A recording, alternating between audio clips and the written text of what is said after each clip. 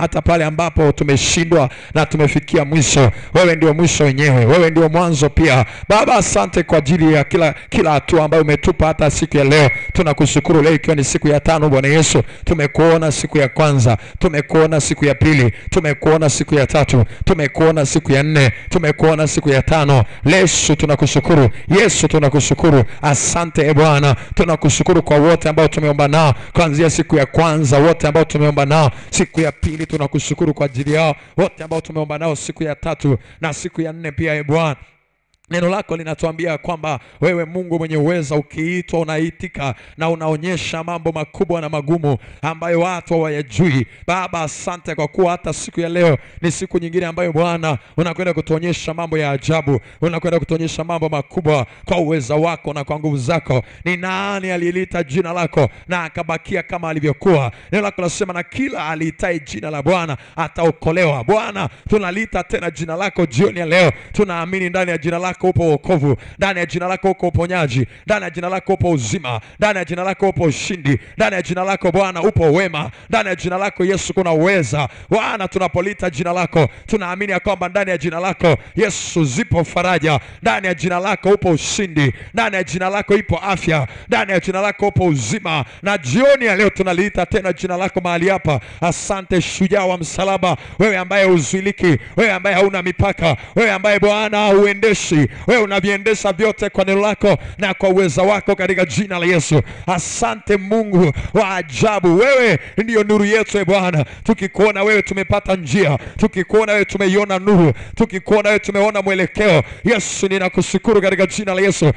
Tunalojua ni jambo moja, kama alivyokuwa yule kipofu, ya kwamba tulikuwa vipofu na sasa tunaona, ya kwamba Bwana tulikuwa chini na sasa umetuinua, ya kwamba Bwana tulikuwa wengine walikuwa wagonjwa na sasa Bwana umewapa afya yako katika jina la Yesu. Tunakushukuru kwa ajili ya Tanzania mpya ambayo Bwana imezaliwa tayari. Tunakushukuru kwa ajili ya mapenzi yako juu ya taifa hili Bwana. Tunaamini ya kwamba hii ndio ile saa uliyosema, hii ndio ile saa ya uamsho, hii ndio ile saa ya wokovu, hii ndio ile saa ya kuinuka, hii ndio ile saa ya watu kuinuka, hii ndio ile saa Bwana ya baraka kuachiliwa kwenye nyumba yako. Hii ndio ile saa ambayo ulisema ya kwamba Bwana hii ndio ile saa ya waabudu halisi watakao kuabudu katika roho na kweli. Ulisema siku inakuja nayo ipo, saa inakuja nayo ipo, ambao waabuduo watamwabudu Bwana katika roho na kweli. Tunaamini ndio ile saa ya Tanzania kukuabudu katika roho na kweli. Hii ndio ile saa ya vijana wa taifa hili kukuabudu katika roho na kweli. Umeahidi kwenye neno lako ya kwamba Bwana, ya kwamba kwenye siku za mwisho utawajaza watu wako roho yako, nao wataota ndoto, na wengine wataona maono, na wengine watatabiri. Bwana, hii ndio ile saa ya kuijaza Tanzania kwa roho wako, uijaze taifa hili kwa roho wako, uijaze vijana wa taifa hili kwa roho wako, ili Bwana wale wa kutabiri waanze kutabiri, wale wa kuota ndoto waanze kuota ndoto, wale Bwana wa kuyaona maono waanze kuyaona maono katika jina la Yesu.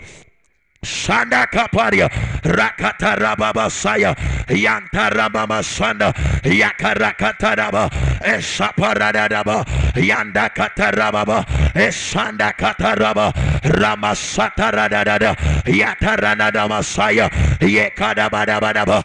Hii ndio ile saa, hii ndio ile saa, hii ndio ile saa ya Yohana 5 ule mstari wa 24. Hii ndio ile saa ambayo ulisema wafu wataisikia sauti ya wana wa Mungu na watatoka kwenye makaburi. Yesu, hii ndio ile saa ya kuona vilivyokufa vikiwa vinapokea uhai tena. Hii ndio ile saa Bwana ya biashara na uchumi wa taifa kuinuka tena katika jina la Yesu. This is the hour. Haya ndio yale majira, haya ndio yale majira ambayo ulisema ya kwamba Bwana utawainua watu wako, utawainua watu wako juu ya kila kabila, juu ya kila taifa, juu ya kila jamaa, juu. Haya ndio yale majira ya kuona watu wako wakiinuka. Shana na kadaba yantaraba masaya yanda rakarababa ekabaradaba sanda yanda rakarababa imasataraba yakabarasata rakaradaba saya yanda katabaraba yasanda raka kayata. Nakushukuru kwa ajili ya Watanzania wote Bwana, nakushukuru kwa ajili ya nyanda za juu kusini, nakushukuru kwa ajili ya watu wa kule kaskazini, watu wa mashariki mwa Tanzania, watu wa magharibi mwa Tanzania.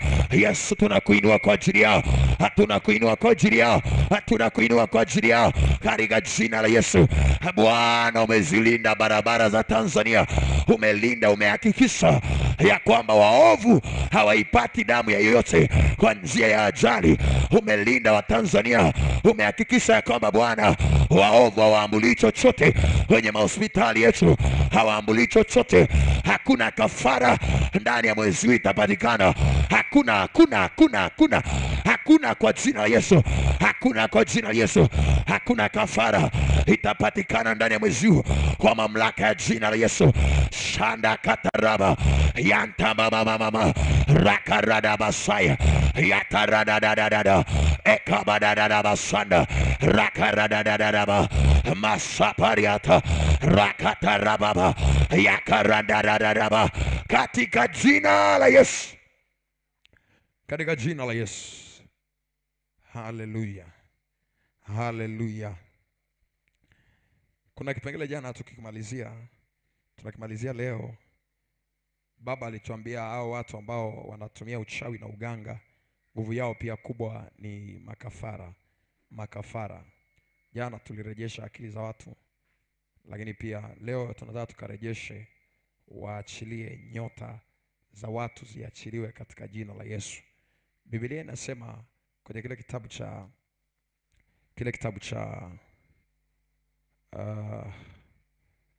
cha Mathayo sura ile ya 2, ukianza kuanzia ule mstari wa kwanza, anaongea kwa habari ya Yesu kuzaliwa.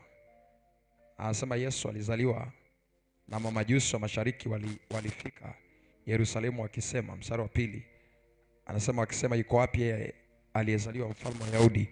Kwa maana tuliiona nyota yake. Hakusema kwamba tuliiona nyota, walisema tumeiona nini? Nyota yake. Maana yake Yesu alikuwa na nyota yake. Sasa tafsiri nyingine ni kwamba kila mtu anaweza akawa na nyota yake. Hapa anasema kwa maana tuliiona nyota yake. Tunataka tuamrishe kwa mamlaka ya jina la Yesu. Nyota yake ndio Isaya anatumia lile jina. Isaya anatumia lile jina kusema nuru yako. Nyota yako ni nuru yako. Kwenye Isaya 60 mstari wa kwanza anasema inuka uangaze kwa maana nuru yako imekuja. Na ile andiko nataka uliangalie vizuri. Isaya 60 mstari wa kwanza anasema inuka uangaze kwa maana nuru yako imekuja. Tafsiri yake ni kwamba haikuwepo. Anasema ondoka uangaze kwa kuwa nuru yako imefanyeje? Imekuja, na utukufu wa Bwana umekuzukia. Maana yake kuna wakati nuru yako ilikuwa haipo, aidha ilichukuliwa, aidha iliibiwa. Inaweza ikaibiwa, inaweza, au kama haitaibiwa wakati mwingine inaweza ikafunikwa. Kwa sababu ukirudi kwenye ile Mathayo sura ya 2, utaona kuna wakati walifika mahali nuru ya Yesu ikapotelea njiani. Biblia inasema kwenye ule mstari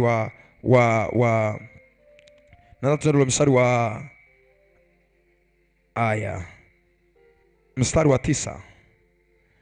9 anasema, nao waliposikia maneno ya mfalme waliishika njia, na tazama ile nyota walioiona mashariki ikawatangulia, hata ikaenda ikasimama mahali alipokuwapo mtoto. Lakini mwanzoni hapa juu anasema ni kama vile hii nuru iliwapotea wakiwa njiani, iliwapotea. Na kwa sababu iliwapotea ndio maana wakajikuta wanaenda kwa Herode badala ya kwenda kule ambapo nuru ilikuwa inaonekana. Na baadaye nuru hii inaanza kuwatokea tena na kuwaongoza. Mstari wa 10 anasema nao walipoiona ile nyota walifurahi. Anasema walifurahi furaha kubwa mno. Tafsiri yake ni kwamba nyota ilipotea, alafu baadaye ndo akaja. Anasema moja ya kazi ya nyota, anasema na mataifa wataijilia nuru yako. Maana yake ili hizi huduma za manabii wa uongo zipate watu, lazima watumie nuru za watu ambazo zina uwezo wa kuvuta watu. Anasema mataifa wataijilia nuru yako. Maana yake tafsiri yake ni kwamba kadri wanavyozidi kuchukua nyota nyingi za watu, ndivyo ambavyo wanazidi kuvuta watu wengi. Anasema pia na wafalme kuujilia mwanga wa kuzuka kwako. Tafsiri yake ni kwamba nyota zile za watu wanazotumia, nuru za watu zile wanazotumia, ndio zinazofanya watu wawajilie na kuwaendea. Na hata ukiangalia kwa mfano kitabu cha Mwanzo ile sura habari za Yusufu, Mwanzo ile sura ya 37, ule mstari ule mstari wa 9, ule mstari wa 9, Mwanzo 37 ule mstari wa 9, anasema akaota ndoto nyingine, akamwambia ndugu zake akisema, angalieni, nimeota ndoto nyingine, na tazama jua na mwezi na nyota 11 zikiniinamia. Anasema jua na mwezi na nyota 11 zikifanyaje? Zikiniinamia. Na nataka uone, anasema zikimuinamia. Ukienda mstari wa kumi, baba yake akapata tafsiri ya hiyo ndoto, akagundua kwamba kila mtu, baba yake alikuwa anajua kila mtu ana nyota yake. Anasema akamwambia baba yake na ndugu zake. Anasema baba yake akamkemea akimwambia, ni ndoto gani uliota? Je, mimi na mama yako? Baba yake alikuwa ni jua, maana nyota yake ilikuwa inang'aa kama jua, hata jua ni nyota. Anasema je, mimi na mama yako na ndugu zako tutakuja tukusujudie? Baba yake alikuwa anawakilisha jua, mama yake alikuwa anawakilisha mwezi, kwa sababu mama yake wakati huo alikuwa ameshakufa. Kwa hiyo anawakilisha mwezi, na wale ndugu zake wengine wote walikuwa wanawakilishwa na hizo nyota 11 ambazo zilikuwa zimebakia. Maana yake nyota ni mtu, na kila mtu ana nyota yake. Sasa hao watu wanaweza kuwa wanazitumia hizo nyota za watu. Kwa hiyo unapokwenda kuomba, nataka uombe kwa huo ufunuo na kwa huo ufahamu. Ufunuo 12 ule mstari wa 4, Ufunuo 12 ule mstari wa 4, anasema kuna joka kubwa jekundu. Anasema Ufunuo 12:14, anasema na mkia wa huyu joka, anasema wakokota theluthi ya nyota za mbinguni. Maana moja ya kazi pia shetani anaifanya ni kukokota nyota za watu na kufanyaje? Na kuziangusha katika nchi. Na kuziangusha katika nchi. Maana anazikokota na kuziangusha. Sema katika jina la Yesu. Kwa sauti, katika jina la Yesu. Kwa sauti tena, katika jina la Yesu. Kuanzia sasa ninaziendea zile huduma za kiganga na kichawi kwa jina la Yesu, na wanyang'anya kila nyota ya mtu wanayoitumia, na wanyang'anya kila nuru ya mtu wanayoitumia. Achia kwa jina la Yesu, na wanyang'anya kuanzia sasa kila nuru na nyota ya mtu wanayoitumia. Achia kwa damu ya Yesu. Achia, achia, na wanyang'anya nyota za watu, nyota za washirika wanazotumia. Achia kwa damu ya Yesu, kwa damu ya Yesu. Wote ambao nyota zao zimeibiwa bila ridhaa yao, wote ambao nyota zao zimeibiwa na watu hawa wanazitumia kuendesha huduma, na amrisha, achia, achia, achia, achia kwa damu ya Yesu. Achia kwa damu ya Yesu. Achia, na wanyang'anya nyota za watoto, na wanyang'anya nyota za vijana, na wanyang'anya. Achia, achia, achia, achia, achia, achia, achia, achia, achia, achia, achia, achia, achia, achia, amrisha waachie. Hata Yesu anaitwa nyota ya asubuhi. Jakapariakata rakarada masaya ya baba rakarada masaya yantara baba esaparakata rakata rada masaya eparakata raba yakarada dada. Amrisha waachie, wanyang'anye, wanyang'anye, wanyang'anye. Manabii wa uongo wanakokota nyota za watu, wanakokota nyota za watu. Nyang'anya waachie, nyang'anya waachie. Piga, piga, piga, piga. Amrisha waachie. Hatunaziondoa kwenye madhabahu zao, hatunaziondoa kwenye madhabahu zao. Rababababababa, rababababababa, rababababababa. Na amrisha achia hapo kwenye anga la Dar es Salaam. Achia, achia nyota za watu ambazo zimefungwa kwenye madhabahu. Na amrisha achia, na wanyang'anya, na wanyang'anya. Yakarada basata rapakaparata yatakata raba rabababa sana yatakata rakabadaba rakabadaba. Hiyo nyota mnayotumia hakuwavuta watu kwa jina la Yesu, hiyo nyota mnayotumia ya huyo binti, achia, achia, achia, achia, achia, achia kwa damu ya Yesu. Yadabadabadaba yadabarababa yadabarababa. Kaparakata rakata kapa yatakata rapakapa. Amrisha waachie, na iende huduma ya manabii wa uongo. Achia hiyo nyota, achia hiyo nyota, achia hiyo nyota, achia hiyo nuru yake, achia nuru yake, achia. Rakatayata masaparata rakapariata rakadabadaba yakadadada. Nigeria hiyo madhabahu, Nigeria hiyo madhabahu, hiyo madhabahu hiyo Nigeria, anafungua na kuchukua, anafungua na kuchukua, anachukua nyota za watu, anafungua na kuchukua. Achia, achia, achia, achia, achia hiyo nyota mnayotumia, hutumia kwenye utajiri wa hiyo huduma, hiyo nyota mnayotumia ili kupata fedha za huduma. Achia, achia, achia, achia, achia. Yakarata, yakarata, yakarata, yakarata, yakarata.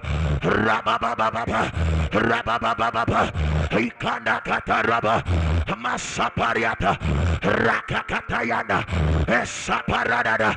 Naamrisha achia hiyo nyota ya huyo mama, iachiliwe, iachiliwe, iachiliwe, iachiliwe, iachiliwe, iachiliwe, iachiliwe kwa jina la Yesu. Amrisha iachie, waachie, waachie. Nyang'anya, nyang'anya, nyang'anya, wanyang'anye, wanyang'anye, wanyang'anye kwa damu ya Yesu, wanyang'anye kwa damu ya Yesu. Rababababa, rababababa, rababababa. Naamrisha achia, achia, achia, achia, achia. Rakakatata, rapakapapa, yakatalapa, yakatalapa. We joka unayekokota nyota za watu, we nabii wa uongo, we mtume wa uongo, we mwalimu wa uongo, we kuhani wa uongo, unayekokota nyota za watu, na ukata mkia wako, na kata na kata, na kuamrisha achia, na kuamrisha achia, achia, achia.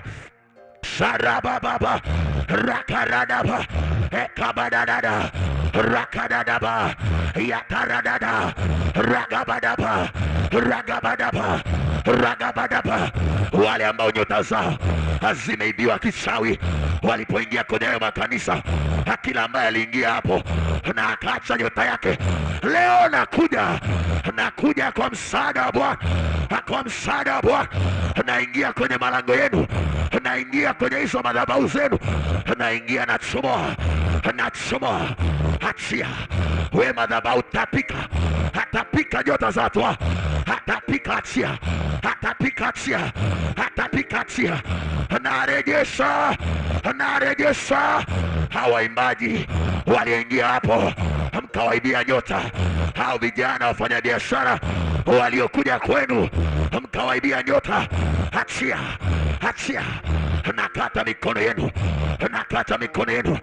Apigana na walinzi wa hiyo madhabahu wanaozuia hizo nyota zisiachiliwe katika jina la Yesu. Apigana na walinzi wa hiyo madhabahu wanaozuia, napiga, napangua, napangua, napangua, napangua, napangua, napangua kwa mamlaka ya jina la Yesu. Napangua kwa damu ya Yesu, napangua kwa damu ya Yesu. Hiyo nguvu ya giza na kuamrisha achia, na kuponda, na kuponda, na kuponda. We achia, achia, achia, achia. Nyota mlizochukua kwa kafara za kutoa mimba, nyota mlizochukua, ora pasaya yakaratalaba, parakataya yakabadadada, rakabadabadaba. Nyota mlizochukua kwa kwenda mahospitalini, mkachukua vitovu vya watoto, na amrisha achia, achia, achia, achia, achia, achia, achia. Apiga kelele, sema achia, achia, achia, achia. Nyota mlizochukua kwa njia ya ajali ya basi, ajali ya gari, leo nimekuja sujaa wa Bwana, leo nimekuja rungu la Bwana. Napiga mikono yenu iachie, napiga mikono yenu iachie. Yakabadada, rakarababa, yakaparia, rakakakaka, Sata rapakapapa rakatakapa rakatakapa rakatakapa rakatakapa. Hizo nyota mlizochukua kwa njia ya kifo acha mshirika, we achia achia achia achia achia achia. Bwana ananiambia wamechukua nyota zaidi watoto yatima kwa njia ya kuwapa misaada. Walipeleka misaada kwenye vituo vya watoto yatima, wakachukua nyota zao kwa njia hiyo. Leo achia, anachukua na rejesha, anachukua na rejesha, anachukua na rejesha, anachukua na rejesha, na kuamrisha we madhabahu, achia nyota za watu wao, achia nuru zao. Rakadaba yakarata rapakapa yakatadada rakadiata eparatai eparatai eparatai eparatai eparatai eparatai eparatai yadabadaba yadabadabadaba sharababa rakabadaba. Kwa hiyo njia ya kuwapelekea misaada na mkachukua kwa njia hiyo rapasata. Biblia inanikumbusha kisa cha Yakobo na Esau. Yesataraba, Esau alipewa chakula na nyota ikaondoka. Na amrisha kwa damu ya Yesu hayo matukio mliyoyatumia ya njia ya misaada ili mchukue nyota zao, leo nasimama kama hakimu. Akabadabadaba akabadabadaba rakaradaba rakabadaba rakabadaba rakabadaba, ambao umechukua nyota zao kwa kuwapa mafuta, ambao umechukua nyota zao kwa kuwapa mkate, kwa kuwapa keki na vitu vingine. Achia achia achia achia. Yadabadada yadabadada yadabadada yadabadada. Nafungulia malaika wa Bwana, malaika wa Bwana, nenda nenda nenda nenda nenda kila mahali walipoweka nyota za watu hawa, nenda nenda nenda. Ayakapa rakapa yatakata rakapa yatakatakapa rakapariata rasatata. Nyota wanazotumia ili majina yao yakue, nyota wanazotumia wenye kuendesha redio zao, wenye kuendesha TV zao, naziamrisha kuanzia leo zinaachiwa zinaachiwa zinaachiwa zinaachiwa zinaachiwa zinaachiwa zinaachiwa zinaachiwa kwa jina la Yesu. Ngoja nikuongezea andiko. Hili jambo tunalipambania bado hatujamaliza. Hili jambo bado tunalipambania. Isaya 58. Isaya 58. Ule mstari wa 6 na 8. Ule mstari wa 6 na 8. Isaya 58. Ule mstari wa 6 na 8. Isaya anasema, hapa anaongea kwa habari ya mfungo. Moja kati ya kazi ya kufunga ni hiyo, kurejesha nuru za watu. Sio tu ya kwako inarejea, lakini na za watoto wako zinarejea, na za ndugu zako zinarejea kwa jina la Yesu. Mstari wa 6 anasema, je, saumu niliyochagua, maana yake mfungo ambao Mungu ameuchagua huu hapa. Anasema, je, sio mfungo wa namna huu, wa namna hii? Anasema kufungua vifungo vya uovu, ndio hivi tunafanya, na kuziregeza kamba za nira, ndio hii tunafanya, na kuacha huru walioonewa, ndio hii tunafanya, na kuvunja, anasema na kwamba tuvunje kila nira, ndio hii tunafanya. Mstari wa 8. Mstari wa 8. Mstari wa 8. Anasema mstari wa 8. Anasema ndipo baada ya kufunga na kuamrisha, tunapoamrisha na kufungua, anasema ndipo nuru yako itakapopambazuka kama asubuhi. Tafsiri yake ni kwamba nuru yako itakuja. Nuru iliyokuwa imechukuliwa inarejea tena. Nuru iliyokuwa imeibiwa inarejea tena. Kila nyota iliyokuwa imeibiwa tunairejesha tena kwa jina la Yesu. Na ndani ya dakika chache zijazo, na uamrisha kwa ndugu zako ambao wanaweza kawa adui amechukua nuru zao, amechukua nyota zao kwa hila, tunaamrisha zirejeshwe, tunaamrisha zirejeshwe. Sema katika jina la Yesu. Sema kwa jina la Yesu. Narejesha, narejesha, naamrisha kwa jina la Yesu, nyota za watu wangu ziachiliwe, ziachiliwe, ziachiliwe. Leo naamrisha ziachiliwe, ziachiliwe, ziachiliwe kwa damu ya Yesu. Nataka urejeshe tena, rejesha vitu vya ndugu zako, nuru za ndugu zako, nyota ya ndugu zako ambayo ilikuwa imeibiwa, na sio tu kuibiwa, ambayo pia ilikuwa imefunikwa ili isionekane. Yantarakapa yakarakapalia yataradabadaba masaparada rakabadabadaba yadadadabasaya yaparalabasata rakatoria yantabababababa yantabababababa yantabababababa rakabadabadaba. Naamrisha rejesha rejesha rejesha rejesha rejesha rejesha rejesha rejesha. Naamrisha rejesha rakapaya ekatalaba esatababa rakabadaba rakabadaba rakabadaba. Achia ndugu zangu ambao umechukua vya kwao, leo naachia, leo naachia, leo naachia.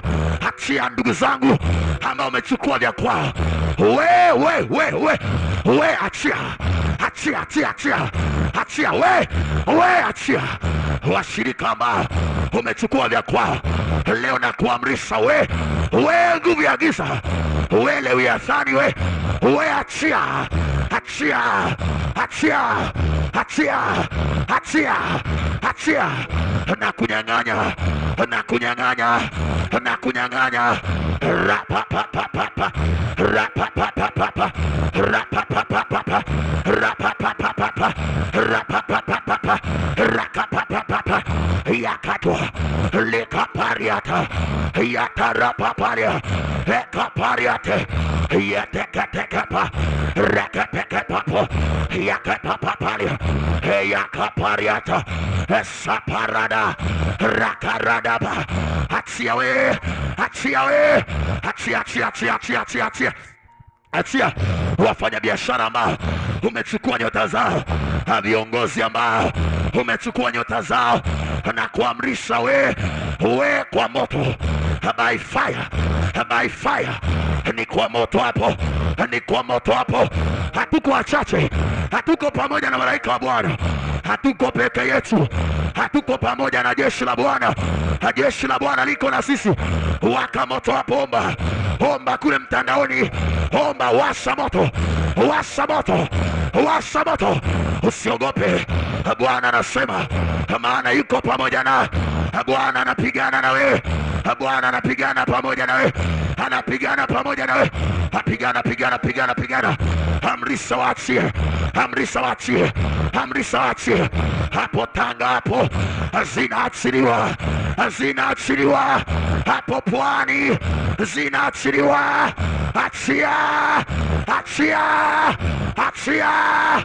Yakarapalia rakaparia kata rekakatoriata yantabababa rapakapuata yetakatolia erakapaya eparakata yeteketekapo rapekapopa epapaparia eparatata. Achia, achia, achia, achia, achia, achia. Huyo mama alikuwa mwombaji, umechukua nyota yake. Achia, achia. Alikuwa anapenda neno, huyo alikuwa anapenda ibada, umemzoa we nguvu ya giza, we na kuamurisha kwa mamlaka ya jina la Yesu. We umechukua hao vijana, wana hatima, wanatakiwa kwenye Tanzania mpya. Hao vijana ni wakwetu wao, hatuna haja nao, hatuna haja nao, hatuna haja nao, hatuna haja nao. Yesu akasema, nendeni mkamfungue yule punda na mwanapunda, atakayewauliza mwambieni Bwana anaja naye, Bwana anaja naye, Bwana anaja nao kwenye Tanzania mpya. Waachie, waachie, waachie, waachie, waachie, waachie. Na sio hao tu, wapo watu ni wapiga vyombo kwenye haya makanisa, wengine ni mafundi mitambo, wengine wanaimba kwenye praise. Hawajawahi kujua ya kwamba nyota zao zimechukuliwa. Wengine ni mashemasi kwenye haya makanisa, wengine ni wazee wa kanisa. Masaparata raparakapa yataradaba eparataya ekapariakata. Amrisha amrisha kwa jina la Yesu, amrisha kwa jina la Yesu. Ya bada bada bada bada bada rapaka pariakata rekepeliakata etekekekeke achia achia achia achia achia achia achia achia achia achia. Hawa imbaji achia, anafungua akili zao, anafungua nyota zao, anafungua, anauona moto hapa, anauona moto hapa, analiona jeshi la Bwana. Bwana afungue macho yako uone ya kwamba hauko peke yako, hauko peke yako. Hiyo mikono yako ni mikono ya Bwana. Unaponyang'anya ni Bwana ananyang'anya, nyang'anya nyang'anya nyang'anya nyang'anya. Amemeza mali atapike, anatapika tapika tapika. Wewe joka achia, wewe joka achia, wewe joka achia, ambao unatumia vipawa vyao vya kuhubiri, ambao unatumia nyota zao kwenye kuhubiri, ambao unatumia nyota zao kwenye kuvuta watu, kwenye kupata fedha. Achia leo, unaachia leo, unaachia leo, unaachia leo, unaachia leo, unaachia. Ya baba baba baba, ya baba baba baba, ya baba baba baba, ya baba baba baba.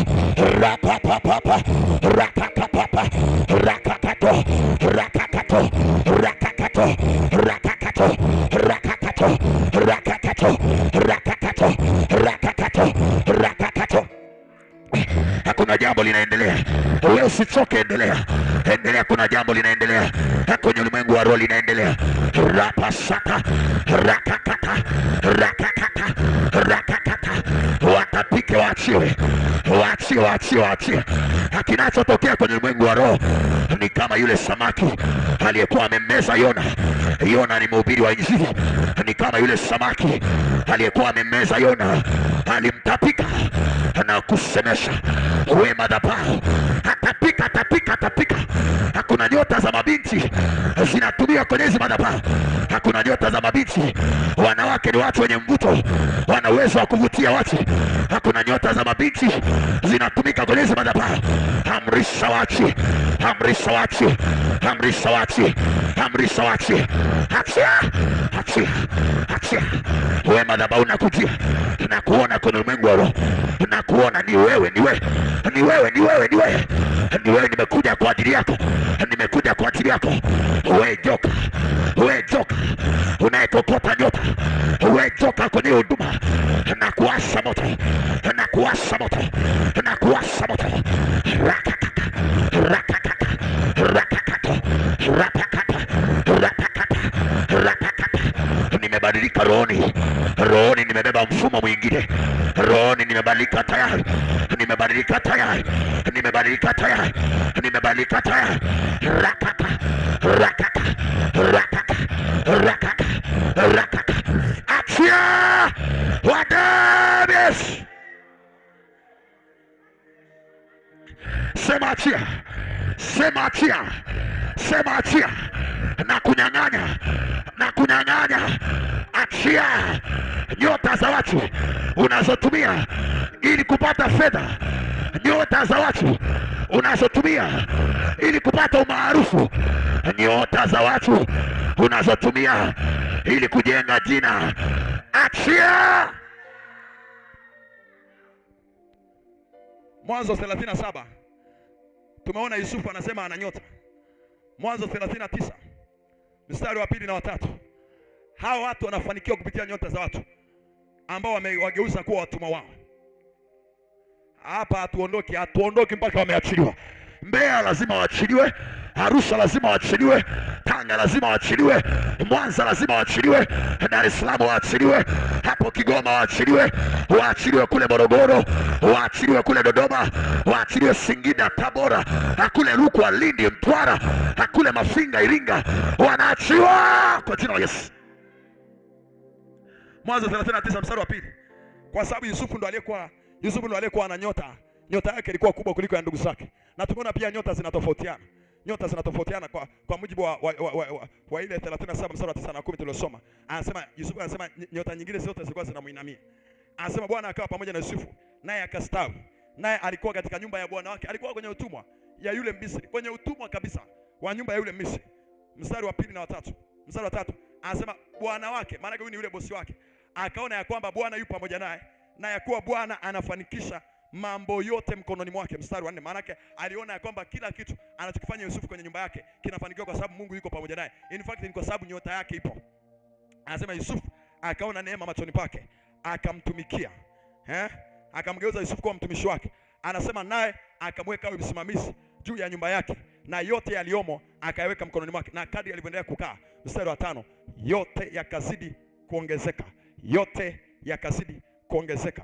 Anasema mstari wa 5, anasema ikawa tokea wakati alipomweka awe msimamizi juu ya nyumba yake na vyote vilivyomo, Bwana akabariki nyumba ya yule Misri kwa ajili ya nani? Ya Yusufu. Maana yake kuna mtu anaweza kutembea kwenye baraka kwa sababu ya watu fulani ambao wapo kwenye hiyo huduma. Leo tunaamrisha kila mtu mwenye nyota kubwa, kila mtu mwenye nuru kubwa aliyo kwenye hizo huduma, leo tunamchoma kwa jina la Yesu. Hujasema amina ya nguvu. Nasema leo tunamchoma kwa jina la Yesu. Tunamchoma kwa jina la Yesu. Yoyote mwenye nuru kubwa, mwenye nyota kubwa, mwenye kitu kikubwa ambaye ameshikamana na hiyo huduma na kwa sababu yake hiyo huduma inaendelea kufanikiwa, tunamchoma kwa jina la Yesu. Sema katika jina la Yesu.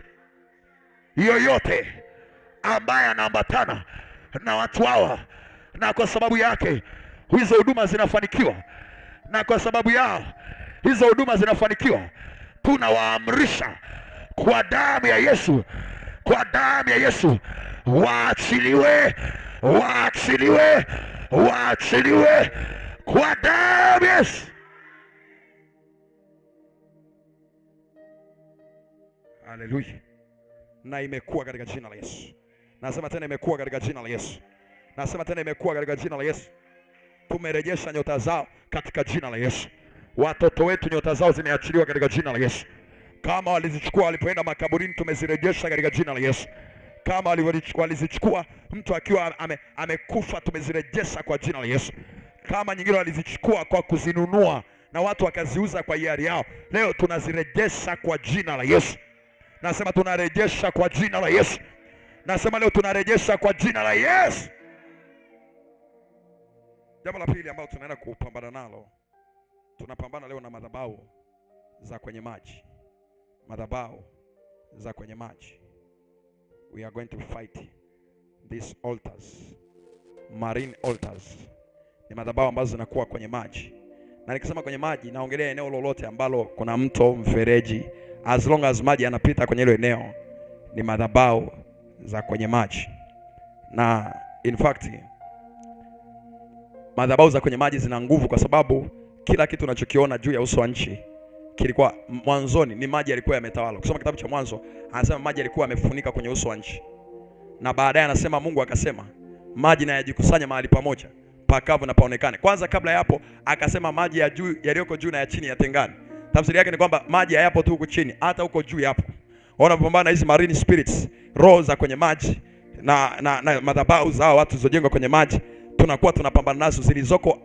Kuna madhabahu za angani kama angani, lakini kuna maji yaliyoko juu na yaliyoko chini. Nadhani Mwanzo sura ya kwanza, nikienda kuanzia mstari wa 5. Mwanzo sura ya kwanza mstari wa 5. Yandaraka baraba shatarararaba. Oh shandarabo bobo koria dadada. Mstari wa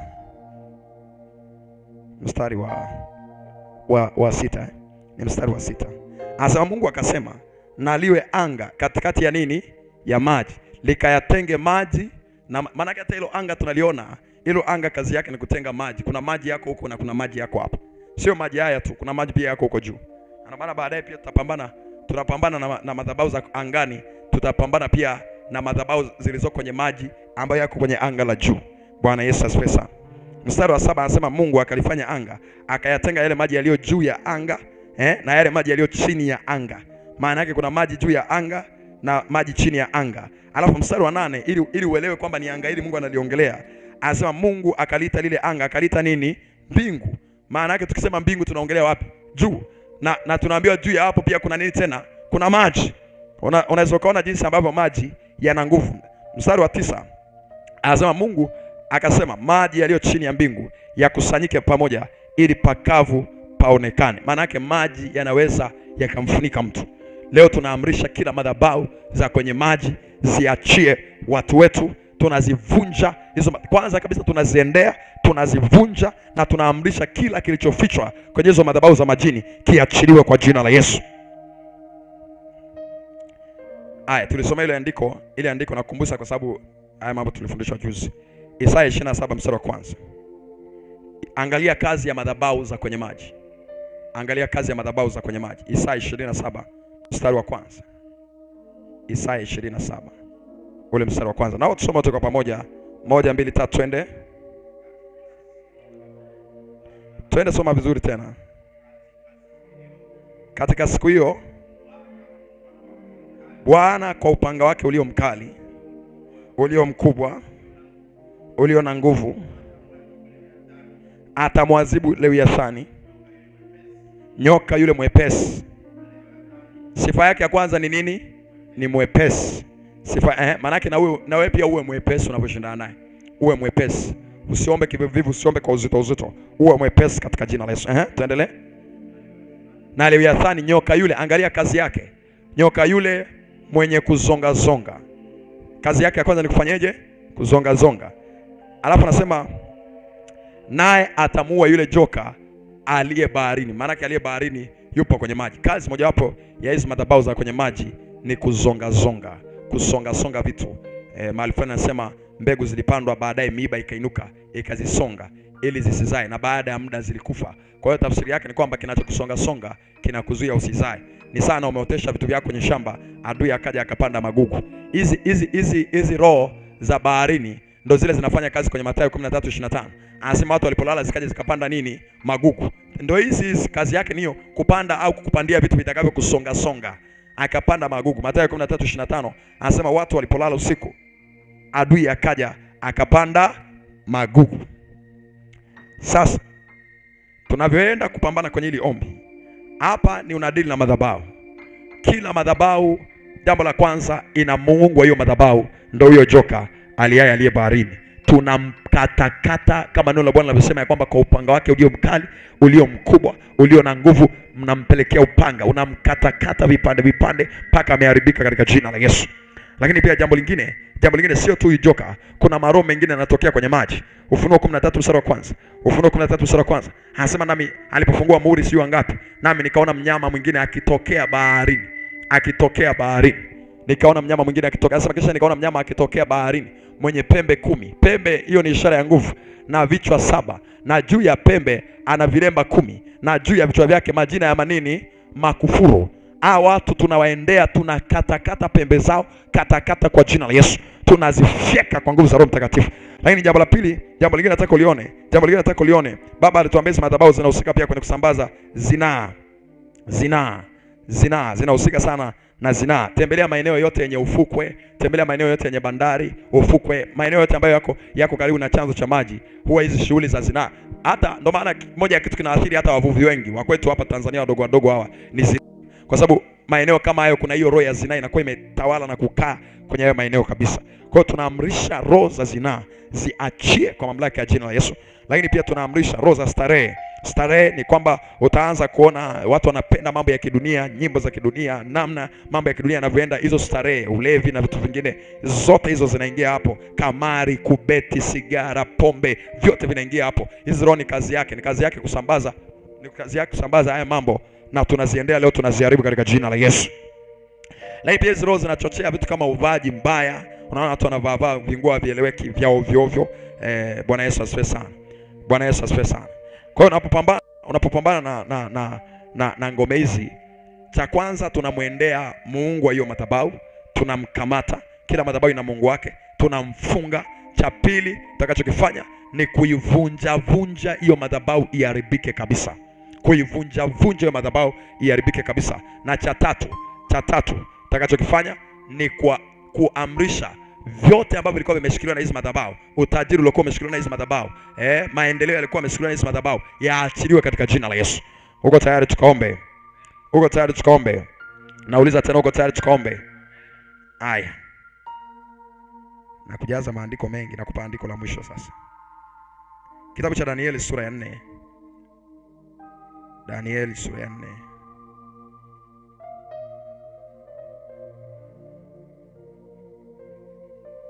Mstari ule wa 23.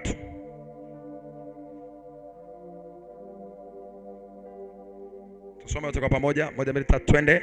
Tena kwa kuwa mfalme alimuona mlinzi. Mlinzi ni wewe, naye ni mtakatifu, akishuka kutoka mbinguni. Hata wewe umeshuka kutoka mbinguni, wewe ni mtu kutoka mbinguni. Akisemaje? Ukateni mti huu. Maana ni hizo madhabahu tunazikata kwa jina la Yesu. Anasema mkauangamize. Ili iweje? Anasema ila kiacheni kisiki cha shina lake katika ardhi, pamoja na pingu ya chuma na shaba. Maana yake tukimaliza kuzivunja hizo madhabahu, tuna hapo mahali tunapafunga kwa pingu ya chuma na shaba. Tafsiri yake ni kwamba tukifunga hivi, anasema na katika majani mnyororo ya kondeni. Anasema katika majani mororo ya kondeni, anasema kikatiwe maji kwa umande wa mbinguni, na sehemu yake iwe pamoja na wanyama wa kondeni, hata nyakati 7 zipite juu yake. Sisi tunachotaka kikubwa ni hicho, kwamba tunaukata na tunatia hilo eneo, tunalishikilia na hizo madhabahu. Ndoa za watu zilizoshikiliwa na hizo madhabahu, kuna wengine hawajaolewa au hawajaoa kwa sababu ndoa zao zimefungiwa hapo, picha zao zimewekwa hapo, nguo zao zimewekwa hapo, nywele zao zimewekwa hapo, kucha zao zimewekwa hapo. Tunachomoa kwa mamlaka ya jina la Yesu. Sema katika jina la Yesu. Uombe kijeshi sasa katika jina la Yesu.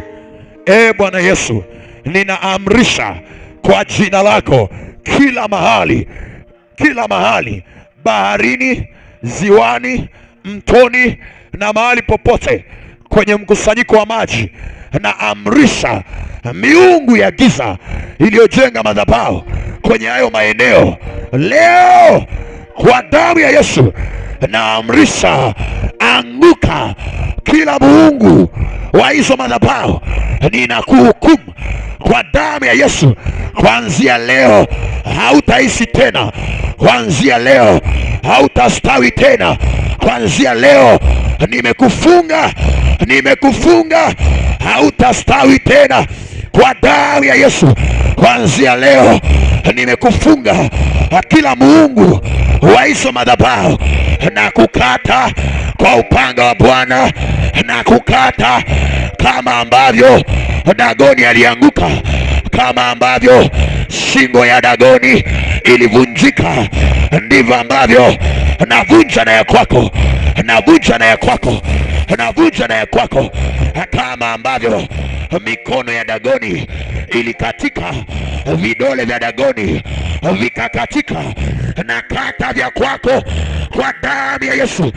Anza kushindana na hiyo miungu, anza kushindana na hiyo miungu ya hizo madhabahu. Shindana nayo hiyo miungu ya hizo madhabahu. Wewe ni Mungu. Biblia inakuita wewe ni Mungu. Unavyoiendea hii miungu haiwezi kukushinda. Iende kwa damu ya mwanakondoo na wajilia kwa damu ya Yesu. Zaburi 82 ule mstari wa kwanza. Mungu ameketi katikati ya miungu, naye anahukumu, anahukumu kwa jina la Yesu. Na wahukumu, na wakamata kwa damu ya mwanakondoo, na wakamata kwa damu ya Yesu. Na vunja shingo zenu, na vunja shingo zenu, na vunja shingo zenu. Rakaparia kata, rakaparia sata, rakakaparia yatakaparia, rakapapapapa. Nye miungu ya starehe na wavunja hapo Bagamoyo, Pwani, Dar es Salaam, Zanzibar, navunja Lindi, navunja Mtwara, navunja kule Ruvuma, navunja kule Mbeya, navunja yakabadabadaba kule ziwa Tanganyika. Navunja hiyo miungu ya madhabahu za giza, naiporomosa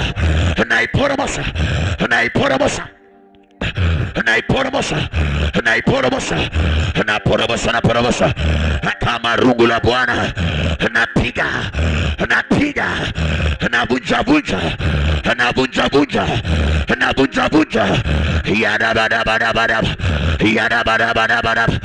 yadabadabadaba.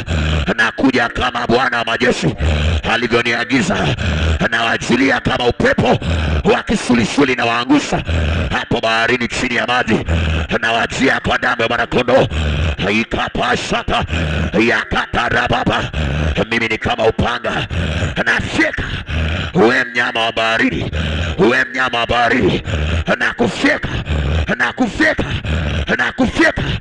wele wiasani, na kufyeka, na kufyeka, na kufyeka, na kufyeka wewe kwa jina la Yesu. Marine spirits yantarababa yabarabara yasandarakapa, hizo roza mameidi samaki mtu, na kuchilia, na kufyeka, na kufyeka, na kufyeka ndiye mnaotumia roza mameidi kwa jina la Yesu. Yabarabara yakanana masabrata rabrakapa yatakatakata rapakapapa yakatakapa.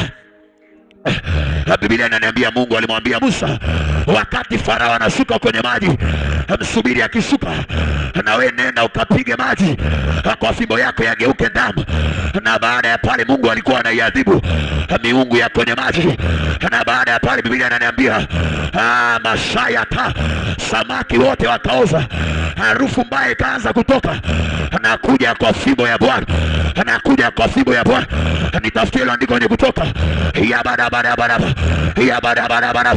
anakuja na fimbo ya Bwana, anapiga hapo kwenye maji, anapiga hapo kwenye maji, anapiga hapo kwenye maji, na yamrisha miungu ya kwenye maji lisikie neno la Bwana. Miungu ya kwenye maji lisikie neno la Bwana, na wapasua pasua, na wapasua pasua, na wapasua pasua, na wapasua pasua. Enyi miungu natoboa, natoboa, natoboa. Nyinyi ambao mmewashikilia hawa watu kwenye ulimwengu wa mwili, nyinyi ambao mmewashikilia kwenye ulimwengu wa roho, achia, achia, achia, achia, achia hapo kwenye bahari ya Hindi. Kama zingine meenda kule Pacific Ocean, na kuja na huko na vunja vunja vunja vunja, na vunja vunja na vunja vunja, nyie miungu na vunja vunja. Yakarabababa masaparata yakarapalata yakapariakata ramasaparia yakabadabadaba rakakataraba eparasata yakabadaba yakabadaba yakabadaba yakabadaba kwa jina la Yesu. Nisikilize, Kutoka 7:19 anasema Bwana akamwambia Musa, mwambie Haruni shika fimbo yako. Mwambie jirani yako shika fimbo yako. Mwambie kwa sauti shika fimbo yako. Nyoshea kila mto. Bila sema Mungu akamwambia shika fimbo yako, kaunyoshe mkono wako. Anasema kaunyoshe mkono wako juu ya maji ya Misri. Sikiliza, Mungu alikuwa very specific. Anasema juu ya mito yao, juu ya vijito vyao, juu ya maziwa ya maji, juu ya visima vyao vyote vya maji, ili yageuke kuwa damu. Damu ni ishara ya mauti. Damu ni ishara ya mauti. Damu ni ishara ya mauti. Maana yake Mungu alikuwa anaiadhibu miungu ya Misri iliyokaa kwenye visima, iliyokaa kwenye mto, iliyokaa kwenye maziwa, iliyokaa kwenye bahari. Anasema na katika vyombo vya mti, na katika vyombo vya jiwe. Mstari wa 20, mstari wa 20. Anasema Musa na Haruni wakafanya hivyo kama Bwana alivyowaambia, naye akainua ile fimbo. Aliinua na kufanyeje? Na kuyapiga maji ya mtoni mbele ya Farao. Anasema na mbele ya watumishi wake, na hayo maji yote katika mto yakageuzwa kuwa damu. Maana yake mauti ikawapata. Tafsiri yake ni kwamba maji yakigeuza kuwa damu ni kwamba hata viumbe vinavyoishi kule vinakuwa vimetengenezewa mazingira magumu ya kuishi, na baada ya muda vitafanyeje? Vitakufa. Sema katika jina la Yesu, kwa sauti katika jina la Yesu, kwa sauti katika jina la Yesu, na kamata fimbo yangu kwenye ulimwengu wa roho katika jina la Yesu. Na kamata fimbo yangu kwenye ulimwengu wa roho, napiga kwenye mito yote, kwenye mito yote. Enyi miungu mlio kwenye mito, napiga, napiga kwenye bahari, napiga kwenye bahari, napiga kwenye chemchemi, napiga kwenye visima, napiga kila mahali kwa jina la Yesu. Inua fimbo yako juu, inua fimbo yako juu. Na kule mtandaoni inua fimbo yako juu kwa ishara ya mkono wako. Tunaenenda kwa imani wala sio kwa kuona, na tunaamini kwamba rohoni umebeba fimbo yako. Hata Daudi alikuwa na fimbo yake, hata huyu Musa na Haruni walikuwa na fimbo yao. Sema katika jina la Yesu, ninapokwenda kuishusha fimbo yangu iende kila mahali maji yalipo, na imwanguse kila muungu wa madhabahu ya giza kwenye maji kwa jina la Yesu. Sema napiga kwa sauti tena, rudia juu, napiga mara ya tatu tena, napiga mara ya 4 tena napiga, mara ya 5 tena napiga, mara ya 6 tena napiga, ya 7 sema napiga, napiga kwa jina la Yesu. Pambana kwa dakika chache, usiwache, pambana kwa dakika chache. Amrisha sasa na kila madhabahu, na kila madhabahu kwa damu ya Yesu, na kila madhabahu kwa damu ya Yesu. Hatunaipiga, hatunaipiga, hatunaipiga. Ya baraba baba baba, ya baraba baba baba, ya kanana na baba, rapa rakata tata, ya takata kapa, rapa kaparata, ya tarababa, ekapariata, yakatoriata, resakapwa, yatakaparia, rekeperiakata, yatakapapapa, rapakapapapa, masaparata, lakarapaya, eparata, esatoria, repeketoriata. Napiga, napiga, napiga, napiga, napiga kwa fimbo yangu, napiga kwa damu ya mwanakondoo, napiga kwa damu ya Yesu. Nyoosha fimbo, piga we, piga, piga, piga, napiga, napiga, napiga, napiga kwa fimbo ya chuma, kwa fimbo ya chuma. Yatarakapa, yatanada baba, ekabaradaba, masaparadada, la rekaparia, ebrakapayada, esanana kabara, rakabarabara.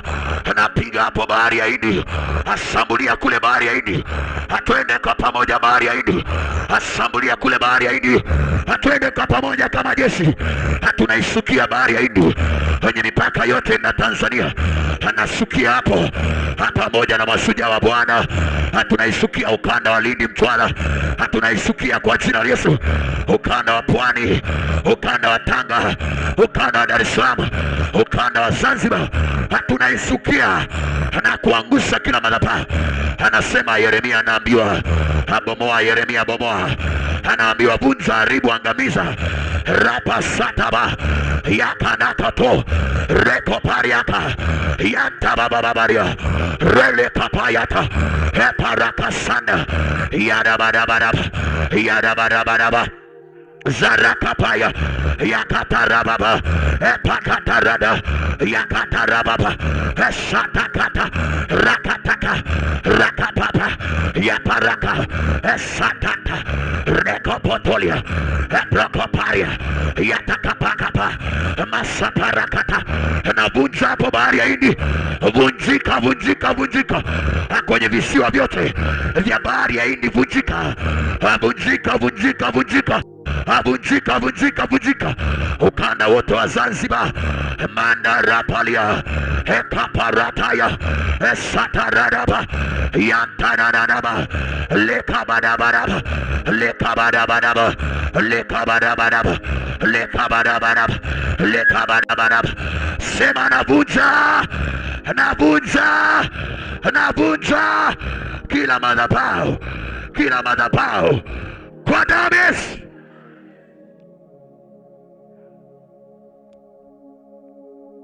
Yeremia 1:10, Mungu anasema kuna siri hapa. Ili uweze kuvunja lazima ukae mahali pako pa juu. Ili uweze kubomoa lazima ukae juu. Bila hivyo ukibomoa vitakuangukia. Yeremia 1:10 anasema angalia, nimekuweka leo juu. Maana yake ni walio juu ndio wanaweza kubomoa. Nimekuweka juu. Na safari hii Bwana amekuweka juu ya bahari ya Hindi. Amekuweka juu ya ziwa Tanganyika. Amekuweka juu ya ziwa Manyara. Amekuweka juu ya ziwa Victoria. Amekuweka juu ya kila mto kwa jina la Yesu. Juu ya kila chemchemi kwa jina la Yesu. Na kutokea hapo sema kwa jina la Yesu. Sema kwa jina la Yesu. Na ngoa kila madhabahu. Na bomoa kila madhabahu. Na haribu kila madhabahu. Na angamiza kwa damu ya Yesu.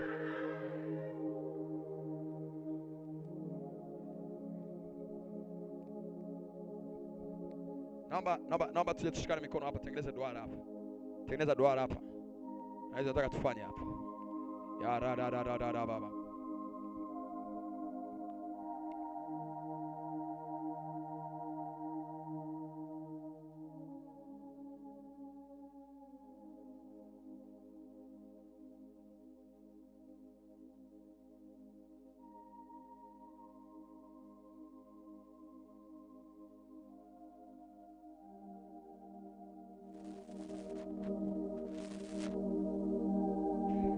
Sema katika jina la Yesu. Sema tena katika jina la Yesu.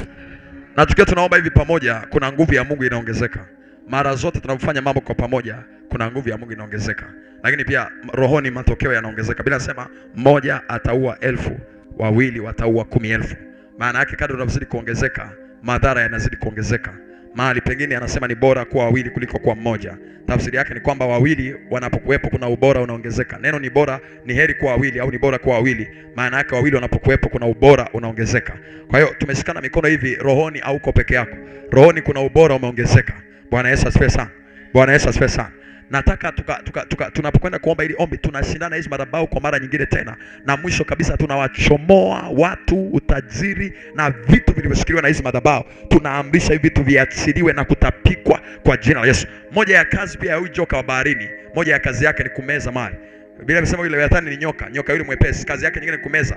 Kitabu cha Ayubu 20 mstari wa 15 anasema amemeza mali, lazima afanyeje? Atapike. Alafu pia Biblia anasema na Bwana atayatoa kwenye tumbo lake. Utakumbuka pia wakati fulani kwenye kitabu cha Mathayo 17 mstari wa 27 anasema Yesu akamwagiza Petro akamwambia, nenda ukavue samaki yule wa kwanza atakayezuka. Huyo wa kwanza umchukue ufungue kwenye mdomo wake, utakuta kuna shekeli kule ndani. Tafsiri yake ni kwamba hizi roho za baharini, roho za majini zina uwezo kabisa wa kukamata uchumi wa mtu.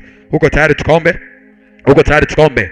Maana tunapoanza kwanza tunazivunja tena na kuzibomoa hayo mambo manne: na haribu, na vunja, na bomoa, na angamiza. Na haribu, na vunja, na bomoa, na angamiza, kama alivyosema kwenye Yeremia. Na baada ya hapo tunachukua utajiri uliokuwa umefichika, tunachukua kwa jina la Yesu. Kila maendeleo yaliyokuwa yamefungwa na hizi madhabahu tunayaachia, tunayaamrisha yaachiliwe. Tunaamrisha picha za watu, vitu vya watu vilikuwa vimeshikiliwa na hizi madhabahu viachiliwe, tunavirejesha kwa jina la Yesu. Tunarejesha. Na nikwambie ukweli, kuna mtu uko hapa ukitoka kwenye maombi, na wale unaomba na simu mtandaoni, ukitoka hapo kuna kazi itaachiliwa, kuna ndoa itaachiliwa, kuna neema, kuna mpenyo utaachiliwa, kuna safari itaachiliwa, kuna jambo zuri tu lazima litakutokea na utarudi na ushuhuda katika jina la Yesu. Sema katika jina la Yesu. Sema katika jina la Yesu. Ninasimama mahali pangu pa juu kwenye ulimwengu wa roho, juu sana kupita falme zote, juu sana kupita mamlaka zote, kwa jina la Yesu. Kutokea hapo ninaiendea kila madhabahu ya baharini, kila madhabahu ya ziwani, kila madhabahu ya mtoni, kila madhabahu ya bwawani, kila madhabahu ya kisimani, kila madhabahu mahali popote penye maji ninaiendea, naivunja, naiharibu, naibomoa, naiangamiza, naing'oa. Ng'oka, haribika, angamia kwa jina la Yesu. Kuanzia leo bomoka, bomoka, bomoka, ni kuone ukibomoa. Tumeunganisha nguvu ili uombe kwa mamlaka ya jina la Yesu Kristo. Yakaparakata masaya katalaba lekaraka pariata yataraba basaya yakadabadabadaba rapakaparia yatakataraba eshatatata rakakaparia yatakapariata masaparata yataraba baba. Naendea kila madhabahu, na haribu, na ng'oa, na angamiza, na bomoa. Bomoka, bomoka, bomoka, bomoka, bomoka, bomoka, bomoka, bomoka. Uwe madhabahu unayewapa utajiri watu wao, uwe madhabahu unayewapa umaarufu watu wao, uwe madhabahu unayewapa umaarufu watu wao, na kubomoa. Bomoka, bomoka, masaparata yakarakataraba epasatata. Abomoka, abomoka, nakupiga, nakupiga, nakupiga. Zakata, rakapa, etakapwa, yatakatakapo, roposaya, eparatelia, yatakapa, etakapepepelia, yatakatekapa. Uwe madhabahu unayewapa umaarufu hapo baharini na kuangusha. Anguka, na usiinuke tena. Halitasalia jiwe juu ya jiwe kwenye hizo madhabahu. Napiga napiga napiga napiga napiga napiga napiga napiga napiga napiga napiga napiga yatakataka rapakapapa yasata yasata. Ni walinzi wa madhabahu. Napiga napiga napiga napiga napiga napiga walinzi wa hizo madhabahu. You monitoring spirits, roho fuatilizi, navunja hapo. Napiga napiga na hapo mtandaoni. Piga yakarakapa masapariata rekapariakata yatakataria resaparata yatakapa rakaparia yakatwata rekeperia parasatata yatakatakapa rakatakapa yakaparia sayata rataya eparaka yakatoria zakapa rakato rakato. Endelea kuangusa, angusa angusa angusa angusa kwa damu ya Yesu, angusa kwa damu ya Yesu. Hiyo madhabahu, hiyo madhabahu ya barabara ya barabara, hiyo madhabahu. Kila madhabahu ina kazi yake, kila madhabahu ina kazi yake, kila madhabahu ina kazi yake. Wakati ambapo Gideoni alijenga madhabahu ya Bwana, aliita mahali pale Jehova Shalom. Maana yake ni kwamba Bwana amani yetu. Raba sataraba yakarakataraba. Kutoka 15 ule 17 ule mstari wa 15, kutoka 17 mstari wa 15, Biblia inaniambia Musa alijenga madhabahu akapaita mahali pale Yehova Nisi. Maana yake ni madhabahu ambayo ni Bwana bendera yetu. Tafsiri ya bendera ni ushindi. Ile madhabahu ni kwa ajili ya ushindi. Ibrahimu akiwa mlimani, Mwanzo 22 urapa sata yakarapalia ule mstari wa 14, ile madhabahu aliita madhabahu, aliita Yehova Jire. Maana yake katika mlima ule na kwenye madhabahu ile ya kwamba vitu vinapatikana. Kuna madhabahu zinawawezesha watu, zinawapa umaarufu huko baharini na zijia, madhabahu zinazowapa umaarufu. We madhabahu anguka anguka anguka anguka anguka anguka anguka. Hizo madhabahu zinazowapa umaarufu nazipindua napindua napindua napindua napindua napindua napindua hapo. We ngoka, we ngoka ngoka ngoka ngoka ngoka ngoka. Achia achia achia achia achia achia achia achia achia. Leo na umaarufu unaondoka kwa damu ya Yesu. Leo na umaarufu unaondoka kwa damu ya Yesu. Oh saparata rakatapa. Naona umechukuliwa rohoni, umeiendea madhabahu ambayo inahusika na mali, inawapa utajiri, inawezesha kifedha. We madhabahu anguka anguka anguka anguka anguka. Ya barabara ya barabara ya barabara ya barabara ya barabara. We madhabahu unaiwapa miujiza ya uongo, leo anguka. Achia achia hapo baharini hapo, achia hapo baharini hapo. Zaparia rakaparia kata yantakatora zaprakataya. We madhabahu unaiwapa miujiza ya uongo na kuangusha. Sema anguka. Madhabahu ya miujiza ya uongo anguka. Achia kwa damu ya Yesu. Madhabahu ya umaarufu inayowapa umaarufu hawa watu wa uongo, leo anguka anguka kwa damu ya Yesu. Madhabahu unayeficha mambo ya watu hawa na kudhoofisha skendo zao zisivume, na kujia hapo baharini na kusukia na kungoa mwaka mwaka mwaka kwa damu ya Yesu. We madhabahu unayewapa utiiso ili watu waogope.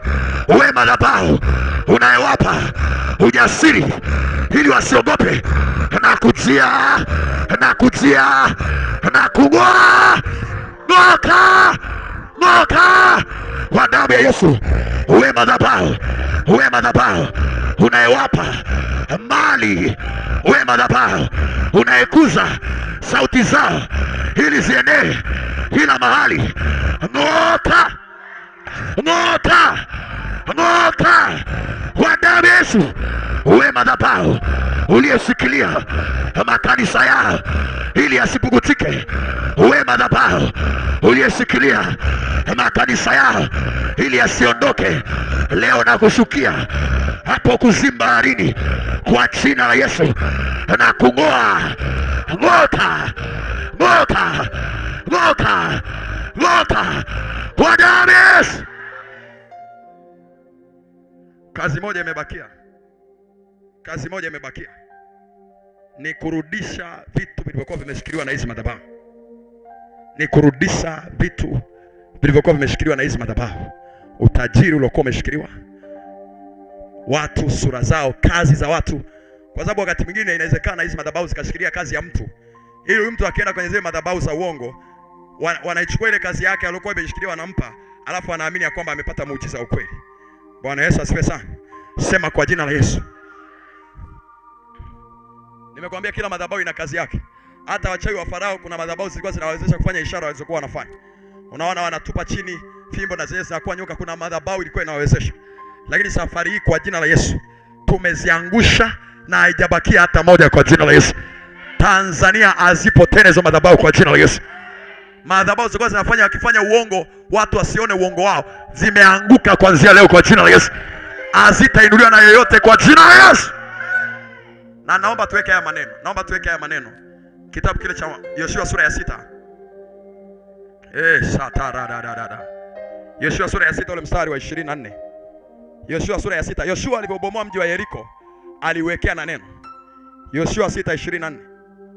Aliwekea na neno akasema, yoyote atakaye ujenga ukuta wa mji afiwe na mwanawake wa kwanza, na akiwa katika kukamilisha afiwe na mwanawake wa mwisho. Maana yake afiwe na mtoto wake wa mwisho. Yoshua sura ya 6. Yakadadadadabasha. Mandadadadabasha. Mstari wa 24. Yoshua sura ya 6. Ule mstari wa 24. Anasema kisha wakauteketeza mji kwa moto na vitu vyote vilivyokuwa ndani yake. Anasema bali fedha na dhahabu na vyombo vya shaba na vya chuma wakavitia katika hazina ya nyumba ya Bwana. Mstari unaofuata. Anasema lakini Yoshua akamwita Rahabu na watu wa nyumba ya baba yake na vitu vyote alivyokuwa navyo, naye akakaa katika Israeli hata leo, kwa sababu aliwaficha wale wajumbe aliowatuma Yoshua ili kupeleza mji wa Yeriko. Mstari unaofuata. Yoshua akawaapisha kiapo. Sikiliza mstari wa 26. Akawaapisha kiapo. Wakati ule ameshawaua watu. Maana yake Yoshua alikuwa amwapishi mtu, alikuwa anatamka. Anasema akasema na alaaniwe mbele za Bwana. Hebu sema na alaaniwe mbele za Bwana. Sema tena na alaaniwe mbele za Bwana. Mtu yoyote, roho yoyote, na nguvu yoyote, na mamlaka yoyote itakayoinuka kujenga yale tuliyoyabomoa kwenye maombi haya kwa jina la Yesu, na walaaniwe, na walaaniwe, na walaaniwe. Laana ni kitu kinafungulia mabaya yaanze kuwapata. Laana hii lazima pia tuiweke very specific. Anasema na alaaniwe mbele za Bwana mtu yule atakayeinuka na kujenga tena mji wa Yeriko. Ataweka misingi yake kwa kufiliwa. Laana ya Yoshua iliruhusu wao kujenga, lakini kujenga huku wakiwa wamefiliwa na mtu. Laana ya Yoshua iliruhusu wao kujenga, lakini kujenga wakiwa wamefiliwa. Sisi haturuhusu kujenga kwa jina la Yesu. Atakaye kuja na hilo wazo afe kwa jina la Yesu. Atakaye kuja na hilo wazo anguke afe kwa jina la Yesu. Nasema anguke afe kwa jina la Yesu. Ataweka msingi wake kwa kufiliwa na mwanawake. Anasema kwa kufiliwa na mzaliwa wake wa kwanza. Anasema tena atayasimamisha malango yake kwa kufiliwa na mtoto wake mwanamume aliye mdogo. Nadhani kwenye Wafalme wa pili sura ya 13, heza mstari wa 25, Wafalme wa pili sura ya 13, mstari kama 25 kule. Nadhani ndo aliinuka kama sio mstari wa 23, 25. Nadhani ndo aliinuka huyo mfalme kwa ajili ya kujenga ule mji. Na alipoinuka kwa ajili ya kujenga ule mji, Biblia inasema alivyoanza tu kujenga, alifiliwa na mtoto wake wa kwanza, na alipokamilisha, alifiliwa na mtoto wake wa mwisho. Tena mstari wa 25.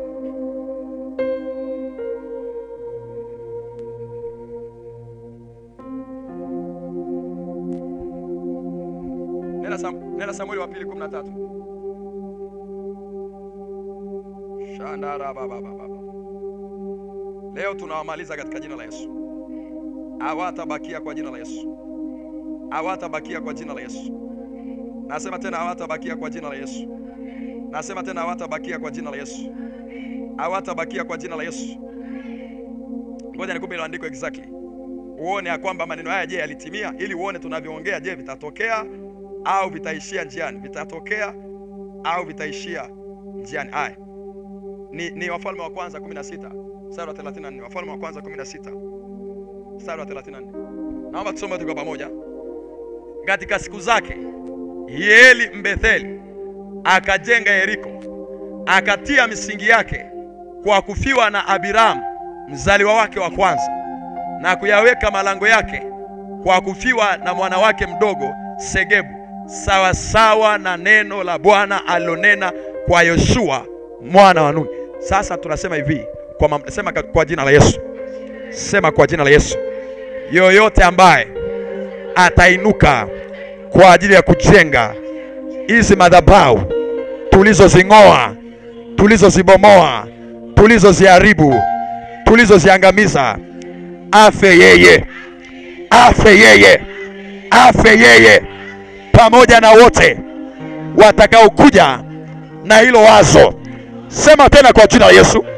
Yoyote ambaye ataenda kutafuta miungu ya baharini, yoyote ambaye ataenda kutafuta msaada kwenye madhabahu za baharini, afe yeye, afe yeye kwa jina la Yesu. Akienda asirudi kwa jina la Yesu, kwa jina la Yesu. Akienda asirudi kwa jina la Yesu.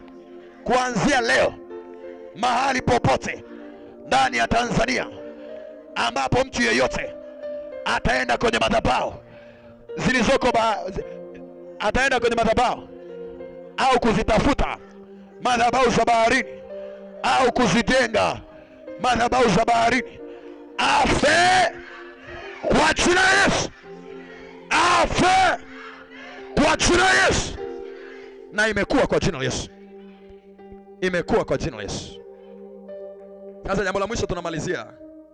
Jambo la mwisho tunamalizia. Hii nataka turudishe sasa. Hii unaweza kaomba ukiwa peke yako sasa. Unaweza kaomba ukiwa peke yako. Nataka turudishe. Turudishe utajiri uliokuwa umeshikiliwa na hizi madhabahu. Turudishe. Turudishe. Turudishe. Shetani anamwambia Yesu, mambo haya nimepewa. Mali hizi na ufahari unaona nimepewa. Sisi turudishe. Tuzirudishe kwa jina la Yesu. Tuzirudishe kwa jina la Yesu. Isaya 45 mstari wa 3. Anasema nawe nitakupa mali za gizani. Nitakupa mali, anasema nitakupa hazina za gizani na mali zilizowekwa mahali pasiri. Isaya 45 mstari wa 3. Nitakupa mali za gizani na nitakupa hazina za gizani na mali zilizowekwa mahali pasiri. Maana yake hizi madhabahu kuna hazina wanazishikilia, kuna mali wanazishikilia. Sema katika jina la Yesu, kuanzia sasa narejesha kila utajiri, narejesha kila utajiri uliokuwa umeshikiliwa na hizi madhabahu, narejesha kwa damu ya Yesu. Nachukua kila mali iliyokuwa imefichwa kwenye hizi madhabahu, nachukua. Hapa unajiombea, kuna watu baada ya hapa mnatajirika kwa jina la Yesu. Sema nachukua kila utajiri uliokuwa umefichwa kwenye hizi madhabahu, nachukua kila hazina iliyofichwa kwenye hizi madhabahu, nachukua kwa damu ya Yesu, kwa damu ya Yesu, kwa damu ya Yesu. Nachukua kila mali iliyofichwa kwenye hizo madhabahu kwa damu ya Yesu, kwa damu ya Yesu, kwa damu ya Yesu, kwa damu ya Yesu. Na ni kweli kabisa, tunaporudisha vitu vinarudi. Tunaporudisha, kuna mwingine ni kazi inarudi, ni gari linarudi, ni nyumba inarudi. Wale ndugu zetu wote waliopoteza vitu kwa manabii, hivyo vitu havikupotea, viko mahali. Tunapochukua tunarudisha kwa jina la Yesu. Nasema tunarudisha kwa jina la Yesu. Mungu alipozipiga madhabahu zote kule Misri, alipozipiga zile madhabahu zote, baadaye anawaambia wale watu, waambieni wawape vitu vya dhahabu. wawape vyombo vya hazina, wawape vitu vizuri. Niweke andiko la mwisho, man of God. Niweke andiko la mwisho Kutoka 12 mstari wa 35 na 36. Kutoka 12 mstari wa 35 na 36. Baada ya ile miungu kuhukumiwa. Tena niweke, anza mstari wa 12 kwanza. Kutoka 12 mstari wa 12. Kutoka 12 mstari wa 12. Mungu anasema nitapita katika nchi ya Misri usiku huo. Pigo la mwisho linahusiana pia na utajiri na mali kuachiliwa. Anasema nitapita katika nchi ya Misri usiku huo, nami nitawapiga wazaliwa wote wa kwanza katika nchi yote ya Misri, na wanadamu, anasema wa mwanadamu na wa mnyama, nami nitahukumu juu ya miungu yote ya Misri. Mimi ndimi Bwana.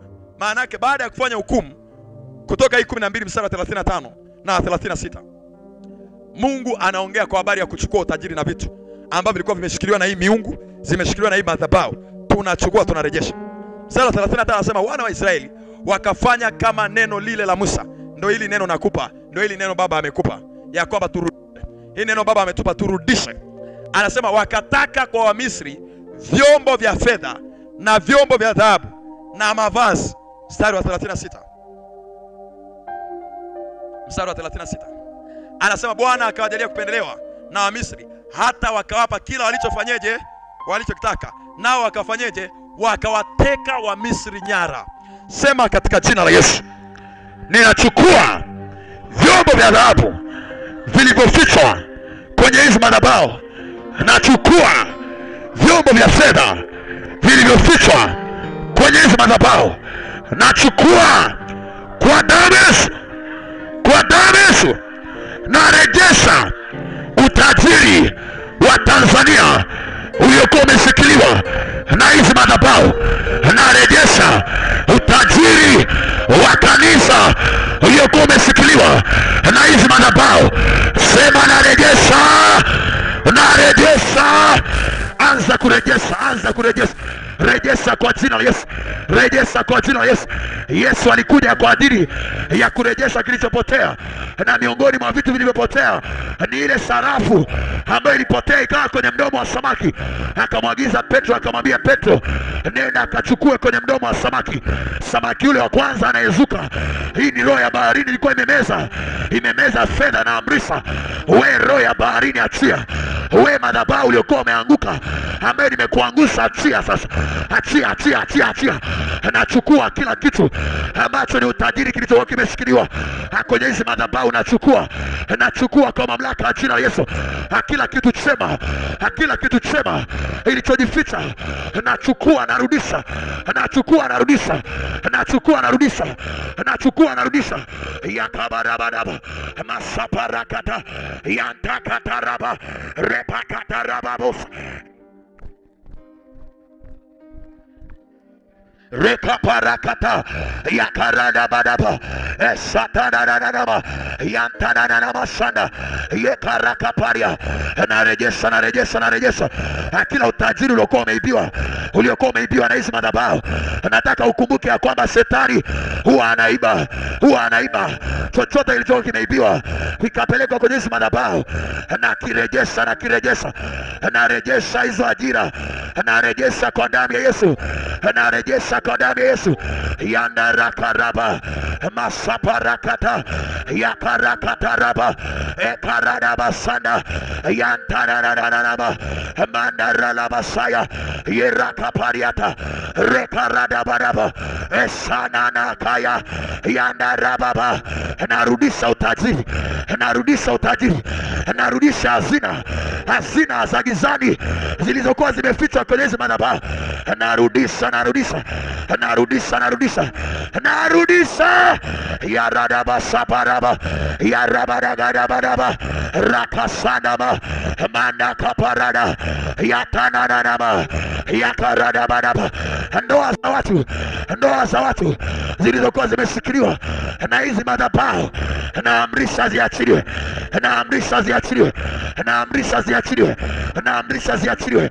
Achia, achia, achia, achia kwa damu ya Yesu. Achia kwa damu Yesu. Achia kwa damu Yesu. Achia kwa damu Yesu. Rabadabadaba. Yaradadadada. Yakananama. Mandarakabadaba. Zakapariakata. Rakaradaba. Fedha zilizokuwa zimechukuliwa kwa njia ya chuma ulete, zilizokuwa zimechukuliwa kwa njia yote, zikakimbizwa kwenye madhabahu, narejesha narejesha narejesha narejesha narejesha narejesha narejesha narejesha. Nasema rudisha, nasema rudisha, nasema rudisha, rudisha huo mtaji mliokuwa mmeula. Rudisha, rudisha, rudisha, rudisha, rudisha. Achia, achia, achia, achia.